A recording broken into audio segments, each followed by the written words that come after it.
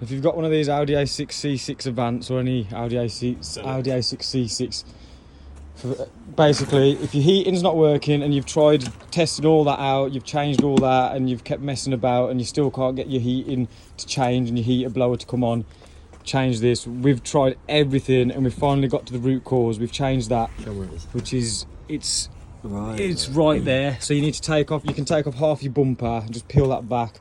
Undo your screws here. Don't take the whole bumper off. You don't take the whole bumper off. You ain't got to. Yeah, take all that off. Undo that. Despite every advice online. Yeah, take that off. Change that, which is, I think it checks the pressure in the AC system. I don't know. I'm not a mechanic. I'm just making this video to help people out because we've taken forever to do this.